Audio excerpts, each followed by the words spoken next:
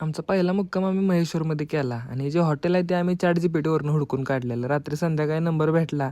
चांगलं हॉटेल होतं, सर्व्हिस पण चांगली दिली. हॉटेलपासून 10 मिनिटाच्या अंतरावरच नर्मदा घाट आणि अहिल्यादेवी होळकर यांचा वाडा होता. मग आधी म्हटलं नाश्ता करून घेऊया. नाश्ता करून घेतला आणि आम्ही गेलो वाडा बघायला. 1767 साली अहिल्यादेवी होळकर यांनी या महेश्वरला आपल्या राज्याची राजधानी बनवलं आणि त्यांनी सगळा कारभार इथूनच बघितला. आणि सकाळी आम्ही गेल्यामुळे तिथं गर्दी पण जास्त नव्हती, त्यामुळे आम्हाला तिथली सगळी जागा व्यवस्थित बघता आली. आणि प्री वेडिंग शूट साठी एक नंबर जागा आहे, पण एवढ्या लांब यायचं कोण.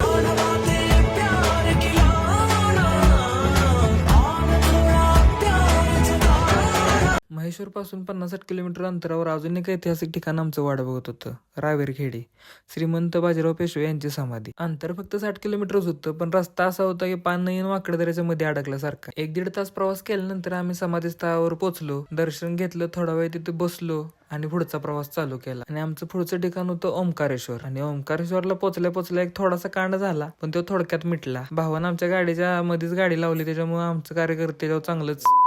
सलग 2 दिवस एसीत बसून डायरेक्ट उन्हात बाहेर गेल्यावर पोरासने चांगलाच ताप झाला. त्यात मध्य प्रदेशमध्ये जरा जास्त ऊन लागत होतं. ओंकारेश्वर मध्ये जास्त गर्दी असल्यामुळे आम्हाला पाहिजे असं काही तिथं दर्शन झालं नाही. मग तिथलं दर्शन पूर्ण करून आम्ही आमचा पुढचाच प्रवास चालू केला, तो म्हणजे थेट उज्जैनकडे. आता उज्जैनकडे जाताना रस्त्यात असं ट्रॅफिक लागलेलं की गाडी वळून मागं आम्ही निघालो आणि थेट पोहोचलो शनीच्या सगळ्यात मोठ्या मंदिरात. आम्ही तिथं जायचा प्लॅन केलेला, पण देवानं आम्हाला असं बोलवून घेतल्यासारखे आम्ही डायरेक्ट त्याच्या मंदिरासमोरच गेलो रस्ता चुकून. आता आपला मुलांक एक असल्यामुळे शनी देवासनी खुश करायला लागते. जाऊन मस्तपैकी त्यांचं दर्शन घेतलं आणि आमचा एक कार्यकर्ता शॉर्टकट करून त्यानं कुठल्या गावागावातनं नेलं काय माहिती. आणि जे वारं चालू झालं असं वाटायला लागलं की गाडी आपली उडून जाते का काय. नुसता धुळाच, इकडनं पत्रा उडतोय तिकडनं पत्रा उडतोय. मग त्यातनं पण वाट काढत आम्ही आपलं मॅप लावून निघालेलो. बारक्या गावातनं कुठनं घुसून आम्ही आता यांना गाडीत बसून वाऱ्याचा अंदाज लागत नव्हता म्हणून बाहेर जाऊन वारं बघायला लागलं. भगवान का दिया हुआ सब कुछ है, दौलत है, शोहरत है, इज्जत है, सिर्फ एक तूफान की कमी थी, शैतान ने पूरी कर दी. लगता है दुनिया भर के सारे प्रॉब्लम को किसी ने अपना ही पता बता दिया है.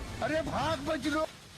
आमचा एन्जॉय करून झाल्यावर जरा पुढे गेल्यावर कळलं की त्या वादळानं पुढे चांगलंच भयंकर रूप घेतले. कुठं रस्त्यावर मोठी झाडं पडली होती, कुणाच्या घरावर झाडं पडलेली, गाडीवर पडलेली. ते बघून जरा बेकार वाटलं, पण गाडी पंक्चर होल्या भीतीनं जरा हळू जायला लागलेलं आम्हाला. 3-4 तास भटकंती झाल्यानंतर शेवटी आम्ही उज्जैनमध्ये पोहोचलो. आणि देवाला जेव्हा आपल्याला बोलवायचं असं तेव्हाच आपण तिथं पोहोचतो. ह्या प्रवासात ही गोष्ट आम्हाला कळली. तिथं काय आम्हाला ChatGPTवर हॉटेल भेटलं नाही, कारण सगळ्या रूमा बुक होत्या. मग आम्हीच तिथं शोध केल्यावर एक हॉटेल आम्हाला चांगलं भेटलं. भाऊ बजरंग दलचा कार्यकर्ता असल्यामुळे काय टेन्शन घ्यायचा विषयच नव्हता. आणि जेवायला आम्ही गेलो हॉटेल शिप्रामध्ये. 3rd क्लास जेवण विथ 3rd क्लास सर्व्हिस. अजिबात जेवण चांगलं नव्हतं. तिथलं झाल्यावर भाऊ झोपायला गेल्यावर त्यानं मच्छरांवर चांगलंच युद्ध केलं आणि युद्ध बघता आमची झोप दोनों योद्धा पुनः युद्ध को आ गए.